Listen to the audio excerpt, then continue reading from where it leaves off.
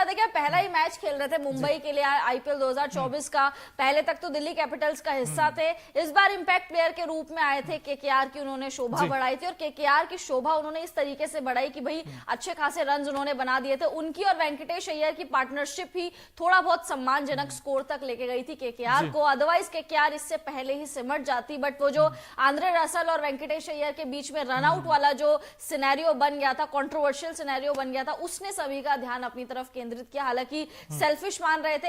ये वाला मुझे पता है मोनू कैसे लगा कि जब वेंकटेश अय्यर ने उनको रन नहीं लेने दिया, धोनी और डैरल मिचेल वाला वो याद आ गया। वही याद आ गया कि भाई रनआउट एक तरफ धोनी खड़े हुए हैं जो डैरल मिचेल को आने ही नहीं दे रहे, और दूसरी तरफ ये वेंकटेश खड़े हैं जो रसल को आने नहीं दे रहे। क्योंकि अगर मेरे ओपिनियन में अगर रसल वहां पे होते, रसल रनआउट नहीं होते, वेंकटेश खड़े थे, वो कुछ भी नहीं कर रहे थे, वो दूसरा रन लेने को भी नहीं दौड़े, अगर रसल होते तो मेरे ओपिनियन में 10 से 20 रन एक्स्ट्रा बन सकते, 200 प्लस भी हो सकता है। बैटिंग करते हैं बिल्कुल बन सकते थे, लेकिन फिर भी दोस्तों जो मर्जी कहें आप भाई 170 और इस वानखेड़े की पिच पर ये तो बनने चाहिए थे भाई, ये तो भी जस्टिफाई नहीं किया बैटिंग के साथ, खासकर मुंबई इंडियंस ने। अब मुंबई इंडियंस जब 170 का टारगेट चेज करने आई तो हमें लगा था कि यार बड़ा अच्छा क्रिकेट खेलेगी।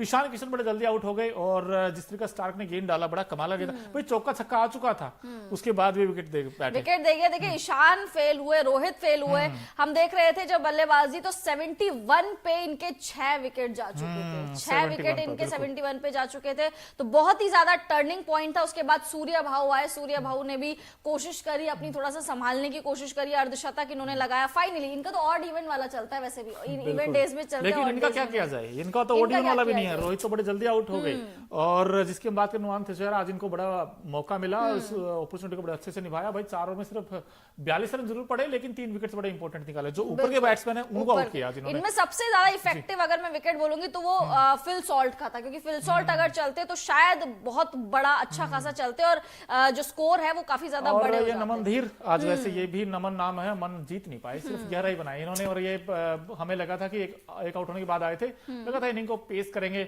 ईशान किशन फिर वही स्टार की गेंद अंदर आने वाली उस पर आउट हो गए और ईशान से बड़ी उम्मीदें रहती थी कि ईशान आज बहुत फीके नजर आ रहे। देखिए इनको पॉकेट डायनामाइट कहते थे, मुझे लगता है वो पॉकेट फट चुकी है पूरी तरीके से। हार्दिक पांड्या सबसे ज्यादा centre of attraction Hardik Pandya बने हुए थे। 4 ओवर में 44 रन इन्होंने दे दिए, 2 विकेट चटका इकोनॉमी 11 की गेंदबाजी में फिर भी अब वापसी कर रहे हैं धीरे धीरे थोड़ा बहुत, बट बल्लेबाजी में तो विकेट फेंक के जा रहे हैं यार। 1 रन 3 बॉल में 1 रन, आप सोचिए अब क्या ही करें इनका। साधारण क्रिकेट खेल रहे हैं, साधारण से भी बहुत साधारण, उससे भी कुछ नीचे वर्ड होता है तो ऐसा क्रिकेट ही खेल रहे हैं। ना कप्तानी हो रही है, ना गेंदबाजी हो रही है, ना बल्लेबाजी हो रही है, बट आज गेंदबाजी इस खिलाड़ी ने करी है। बिल्कुल देखिए, अब जब बुमराह की बात करें चाहे तुषारा की बात करें, भाई बॉलर्स तो अपना काम कर गए, लेकिन जो बैटिंग की बात आई तो वहां पे लेट डाउन कर दिया। अब मनीष पांडे की हम तारीफ कर दे, 42 बनाए 31 बॉल में, इनका स्ट्राइक रेट भी ठीक ठाक रहा और कुल मिलाकर ये स्कोर जहां हमें लगा था कि आज तो कोलैप्स कर गया केकेआर की बैटिंग लाइनअप। भाई 7 बैट्समैन तो डबल डिजिट तक नहीं पहुंचे, उसमें सिर्फ 3 ही बैट्समैन थे।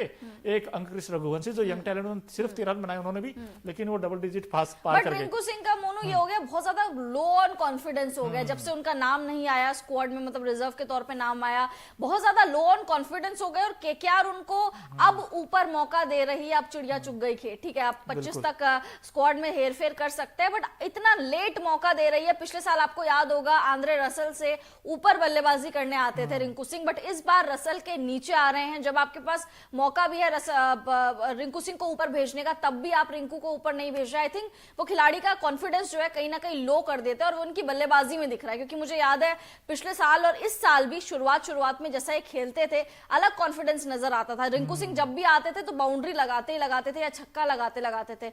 अब वो कॉन्फिडेंस रिंकू सिंह में बिल्कुल भी नजर नहीं आ रहा है। वो सिचुएशन ऐसा डिमांड कर रही है या क्या, बट रिंकू सिंह को अपना कॉन्फिडेंस थोड़ा सा अप करना पड़ेगा। उसमें सभी लोग जिम्मेदार है, चाहे वो केकेआर हो चाहे वो कोई और हो। बिल्कुल, विजय कांत जी हमारे साथ जुड़े हैं, वो कह नमस्ते सर। आपको भी नमस्ते भाई। और भाई मैं आपसे पूछ लेता हूं, वैसे मुंबई की इस हार का भाई गुनाहगार कौन है? क्या लगता है आपको, क्या बैटिंग ने ये मैच हरवाया है या फिर आपको लगता है जो लोअर मिडिल ऑर्डर है उनको ये मैच फिनिश करना चाहिए? खासकर हार्दिक पांड्या के ऊपर मेरा सवाल है कि उनको आज तो फिनिश करके आना चाहिए, आज अच्छा मौका था बिल्कुल उनके पास। आज अच्छा मौका था। देखिए टर्निंग पॉइंट वहां से हो गया था, अगर जब सूर्या का विकेट गिरा वहां से लग रहा था अब थोड़ी चीजें डिफिकल्ट हो जाएंगी। उसके बाद टिम डेविड, हालांकि टिम डेविड ने पिछले साल भी मुंबई के लिए एक तरफा मैच जीते आज हैं, भी जैसे वो बैटिंग कर आज भी फिनिश बैटिंग करेंगे। बिल्कुल, बट मिचेल स्टार्क के कुछ और प्लान्स थे और मिचेल स्टार्क ने उनका एक विकेट ले लिया। श्रेयस अय्यर ने कैच पकड़ा और वो कैच के बाद वो सेटिस्फेक्शन नजर आ रहा था, क्योंकि ये विकेट बहुत ज्यादा जरूरी था। उसके बाद जराल कॉड्जे हो गया, पीयूष चावला, ये सारे गेंदबाज आ गए थे। एक आखिरी बल्लेबाज वो टिम डेविड ही बचे हुए थे, जो अपने आप को कप्तान समझ रहे हैं। खैर आजकल जो मर्जी कहें, लेकिन मुंबई की जो हम बात कर रहे थे ना प्री मैच शो में भी, कि मुंबई की सबसे बड़ी कमजोरी तो ये है कि वो अपने पावर प्ले में विकेट्स गवा देती है। और आज भी कुछ ऐसा ही हुआ कि वो 50 रन नहीं बनाए उन्होंने 6 ओवर में, तब से उससे पहले 3 आउट हो गए थे। आज भी वही दिक्कत है कि 3 आउट हमेशा हो जाते हैं पावर प्ले में ही। शायद हो सकता है यही खाड़ का सबसे बड़ा कारण है। और इस सीजन में ऐसा नहीं पहली बार है, बहुत बार जो पावर प्ले में विकेट्स खोते हैं, यही सबसे बड़ा रीजन है, मुझे ऐसा लगा हार का। बिल्कुल देखिए हार का रीजन ऑब्वियसली ये, और सोचिए 71 पे ये 6 विकेट्स डाउन थे, तो आप कहां से इसके बाद आप मैच पलटोगे? इतना छोटा टोटल है, आप अपने घर पे खेल रहे हो। मुंबई को वैसे भी जब बाहर जाती है तो होम सिकनेस हो जाती है, बट आज तो अपने घर पे और बहुत मैचेस बाद अपने घर पे खेल रहे थे ये लोग। उसके बावजूद इतने छोटे टोटल को आप चेज नहीं कर पाए। आपके फेवर में ही टॉस किया था, हम बोल रहे थे यहाँ पे चेज हो जाता है, आपके फेवर में टॉस किया था, टोटल भी इतना बड़ा नहीं था, बावजूद इसके आपके जो प्लेयर्स है वो विकेट्स फेंक के चले जा रहे हैं, चाहे वो ईशान हो, रोहित हो, हार्दिक हो, अब सूर्य कुमार यादव भी आज चल गए। मतलब अगर वो भी नहीं चलते तो बहुत जल्दी मैच खत्म हो जाता, बहुत जल्दी मैच खत्म हो जाता।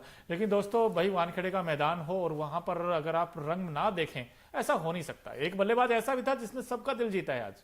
और हमारा खास सेगमेंट है Okinawa effective player of the match कौन है, क्योंकि ओकिनावा की जो स्कूटी है वो बड़ी शानदार देती है माइलेज आपको और बड़ी दमदार है वो स्कूटी। अगर आप खरीदें कई कलर्स में भी आती है, लेकिन कॉस्ट इफेक्टिव है। तो ऐसे ही हमारा सेगमेंट है Okinawa effective player of the match कौन है, देख लेते हैं भाई आज के मैच में। ये खिलाड़ी बड़ा खास है और आउट द बॉक्स आए वैसे ये, क्योंकि उम्मीद नहीं थी कि वेंकटेश अय्यर आकर 70 रन बना देंगे इस बैटिंग में। 70 रन बना देंगे, 70 बना दिए बिल्कुल। 52 बॉल्स में 134 का अमेजिंग स्ट्राइक रेट, 6 चौके और 3 छक्के लगाए। लेकिन चौके जितनी गेंदें एक ओवर में होती उतने ही लगाए, बिल्कुल उतने ही लगाए। और वेंकटेश अय्यर उस तरीके से फीके नजर आ रहे थे शुरुआती, अगर आप मैचेस देखेंगे आईपीएल 2024 के, फीके नजर आ रहे थे, बट आई थिंक इन्होंने भी अपना गेम अप करा है। आज भले ही कम मतलब ज्यादा बॉल्स ले लिए, बट विकेट इस तरीके का, विकेट बहुत ज्यादा स्लो था। इस विकेट में आई थिंक वेंकटेश अय्यर की पारी बहुत ज्यादा इफेक्टिव हुई। इन्हीं की बदौलत केकेआर थोड़ा सा सम्मानजनक स्कोर तक पहुंचा, अदरवाइज केकेआर बहुत पहले ही रन मतलब पूरा ऑल आउट हो जाता है। नहीं नो डाउट यार, साहसी पारी है। जब आपके एक एंड से विकेट गिरते हैं और फिर आप अकेले रह जाते हैं, तो फिर उस तरीके से कैसे कंट्रोल करना है गेम को,